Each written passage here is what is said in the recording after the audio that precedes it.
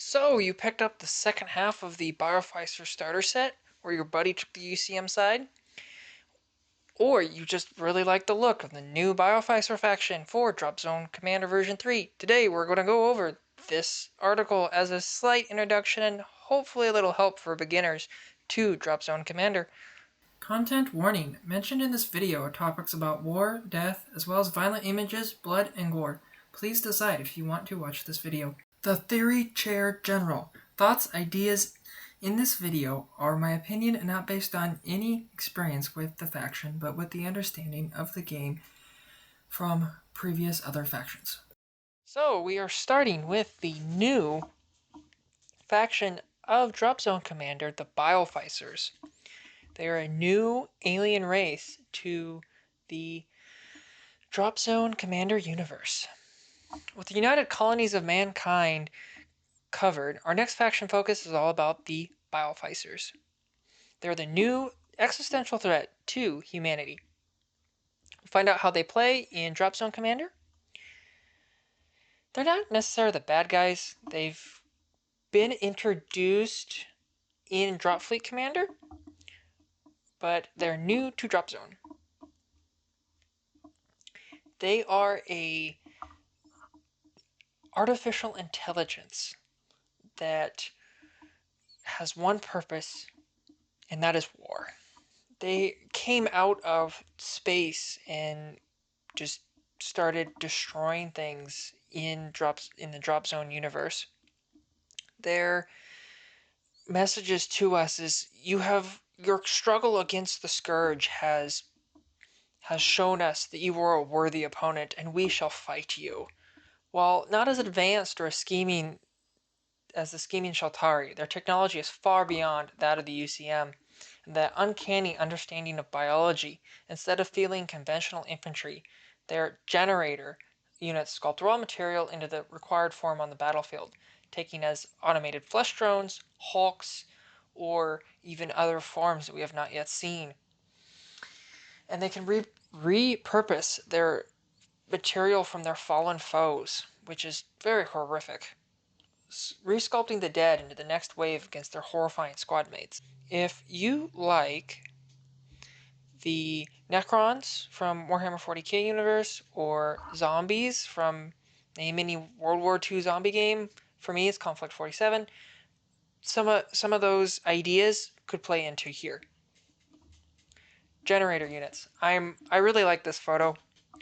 As if you were a legionnaire, boots on the ground, and all of a sudden you see this haze, and then you start seeing these bodies just form, and then just start walking out. It's like, what in the world am I about to fight? So here we're going to go a little bit into the mechanic of generating raw materials, collector, and puppeteer. And we'll see how all those things kind of combine into their play mechanics, and then I'll read and then we'll talk about it on some ideas I have with it. To make this esoteric form of infantry deployment work, the Bioficers bring a suite of unique special rules to the table. The first is the Generator X special rule. Seen on the Generator Grievance arc, Gyro Generator, and Gauntlet Generator Circle. Two of those are in the starter set, the Grievance Generator arc and the Gyro Arrow Generator. This rule allows the generator to start the game with XRM, or raw material tokens, on board. These tokens are brought as part of your list, but they don't count as a category. So it's a list building option to decide, do I have them carrying around raw material, or do I not and have them be empty and collect it later on? One good way to think of raw material is the same is collectors from the Deserts of Karak universe. Here is a gyro arrow generator. Their idea with the light troop ship is spot on. Yeah, they made the game, but when you compare it to other factions, this unit can only generate 8 RM, and with a drone being 4 RM, that's 2 drones. That's one squad. It's a small squad. Just like the light Raven troop ship can only hold 2 squads of either Legionnaires or usually Praetorians. So, very good analogy here. Whenever the generator would be able to disembark units, it instead spends RM to generate units. You deciding on what you want to generate on the fly. Maybe you need some drones for waiting in enemy fire, locating objectives, or you want to send in some Hulk blades to eviscerate enemy infantry and prevent them doing the same. Sometimes you need something bigger, where that's where the gauntlet comes in. The enormous hovering skimmer unfolds like a bear trap after deploying and can turn raw material into vehicle-sized monstrosities. Most likely this monstrosity here, which is awesome and terrifying at the same time, depending on which side you're on. And this is called the beta, and it's 18 RM. So right now we don't have anything unless the bear trap can hold, most likely can hold 18 RM or more. That's a lot of material, and also this implies, as the comment under the photo says, there's an alpha. Maybe that could be their behemoth units. So the beta could be the light or the alpha. That is pure speculation on my part. These generated units are not true bioficers. They're sacks of meat made to last the battle and no more, have a rudimentary control chip that lets the intelligence elsewhere control them remotely, which is the puppeteer mechanic. We're getting into that currently. The puppeteer rule means there is no puppet. If there is no puppeteer nearby, usually your commanders or similar controlling units, generators have this, which are going to be right next to your buildings because those are like your APC units. So if that unit goes by, the units inside the building that your drones are trying to search for an objective, whether it be data or not, is they're just going to stop functioning, and so they're just going to be brain dead. Is one idea that it could be for these drone units in game. The positioning of your puppeteers, generators, and tides of flesh rot generated units will be key to the victory or cause of your defeat. And as I've gone on, you have the generator units and your raw material units. Balancing between one and the other is going to take some time to learn how to balance one thing and the other. So one idea I had to start with is your gyro. You can only do 2 drones. Your 2 generator units, one of them will be only for drones, and the other one will be for Hulks, because the amount of RM they can field is just enough for 2 Hulks. This will help take out the decision of what to put in while you're learning the game if you're a beginner, and then later on you can add the stylistic choice of being able to generate units on your fly, which is one of the cool things that this faction can do once you fully understand the rules better than you do for your first 3 or 4 games. So you're going to play them as more of a normal faction. Yeah, this might make you a little less powerful to begin with, but it'll help you grasp the basics is the idea and goal. But once you're able to do that, you'll be able to have skill expression in choosing where you want units to go. As we're going to get in with the decon weapons next, the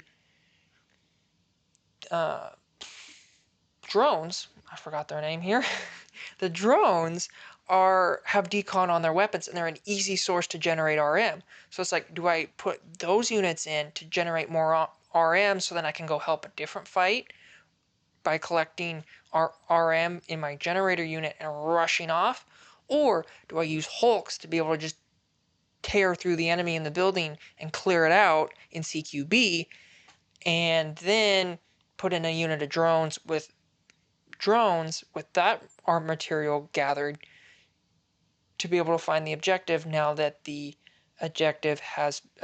building has been cleared. So you get some choice, and as the time goes on and people get to mess with it, obvious choices will become apparent. And if this is designed like Legionnaires versus Praetorians, the choice should generally be pretty easy, as you can tell that the Praetorians are a very baseline unit, and versus where the Praetorians have a little more staying power.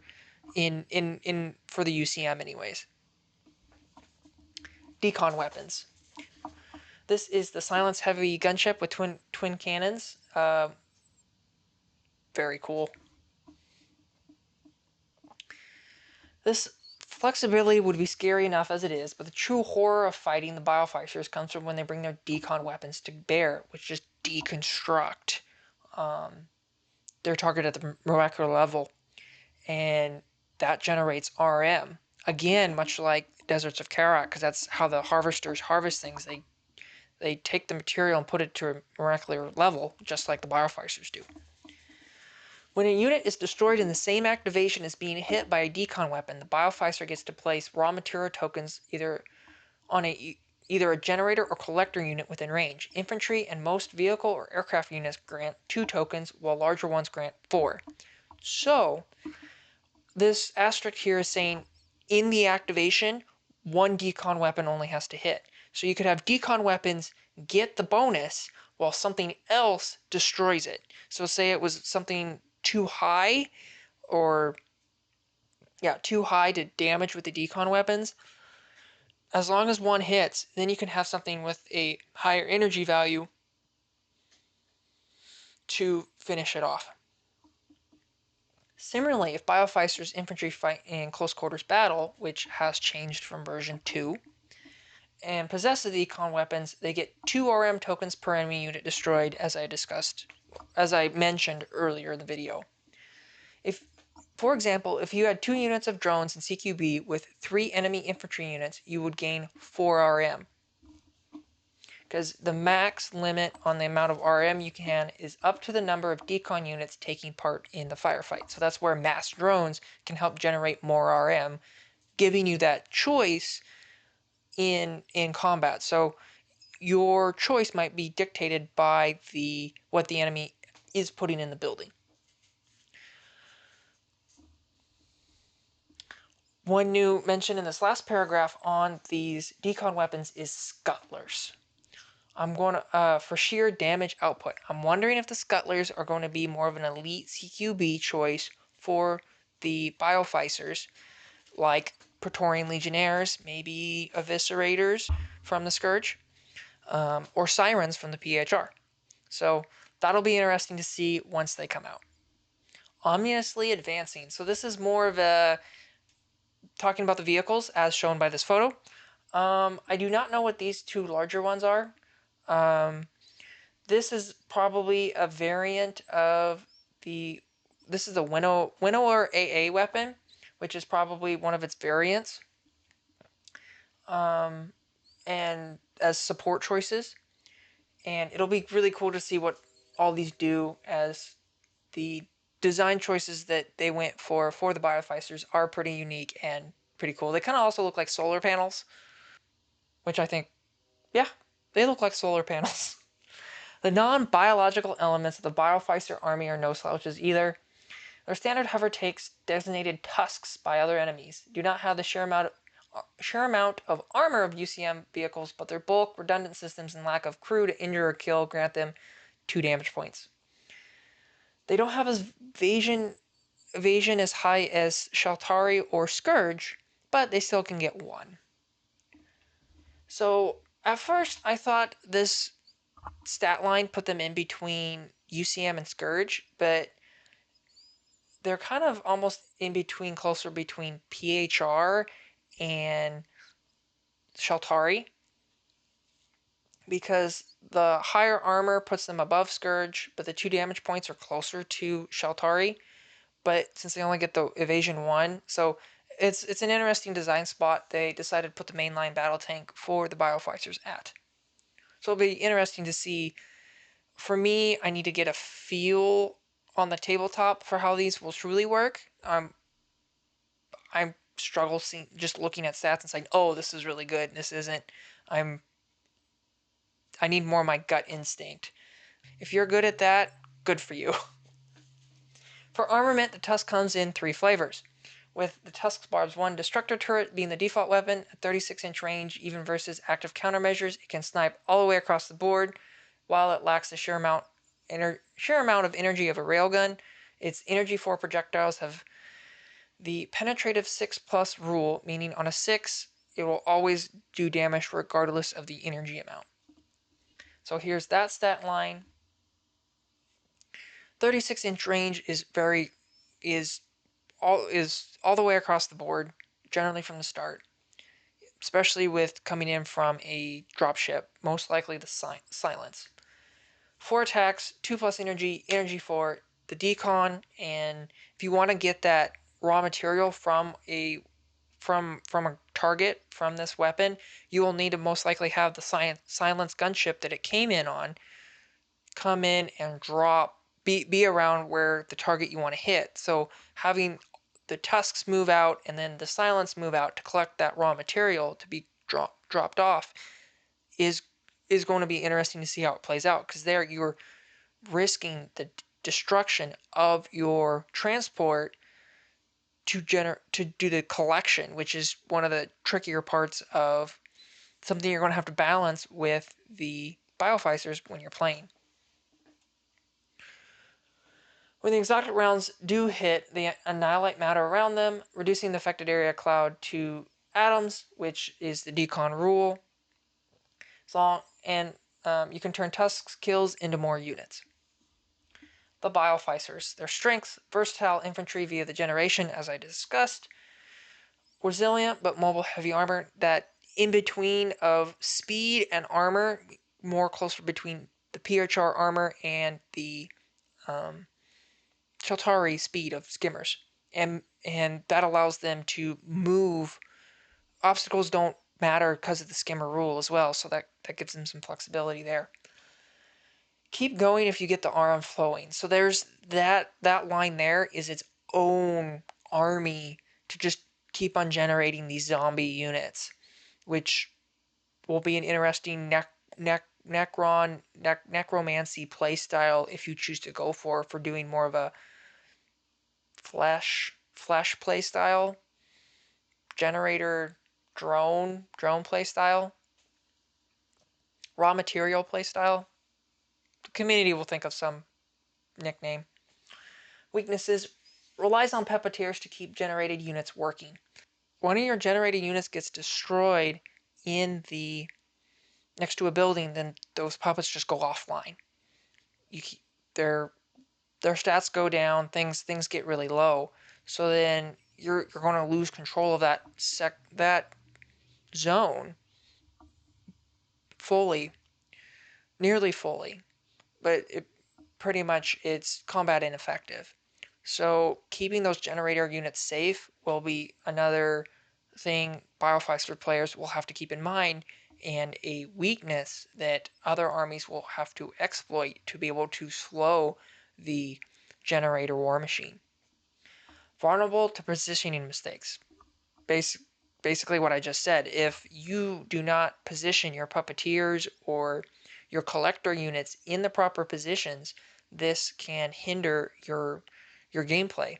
So that kind of heightens the skill floor that this army takes versus something like UCM or Scourge. Just because the skill floor is a little higher than other factions doesn't mean this faction will be hard to play. I'm curious to see what it's like, but that's kind of my first guess. As I mentioned at the start of the video, I haven't played. Less efficient transports than most armies. This comes more into light once you look at their army lists, which are free resources. In the army list, the drop ships for the Bioficers generally have very small capacity, so your groups aren't going to be that large per ship. So you need 2 ships if you want a larger group. So that is kind of a limitation there. As we've discussed throughout the video, if you've enjoyed the idea of the necromancy and these unthinking flesh machines of drones, scuttlers, and hulks in CQB, or otherwise generating other units that we have not yet seen that potentially take on tanks. That's the idea of the necromancy. Disgust and horrify your opponents. They are a AI more a little more on the horror side. And then you get the scale expression with the adaptability of what you produce with your RM. So hopefully this has given you just somewhat idea of the Bioficers as a faction. I am personally waiting for my 2-player starter set to come, get these in my hands and get them built. I am curious to see how they play on the tabletop in the feel and back and forth compared to the other factions, as each faction has its own flavor. So, Commanders, I hope you enjoyed this look at the Bioficer faction, and as always, enjoy wargaming. Thank you for watching, and as always, happy wargaming, and see you next time.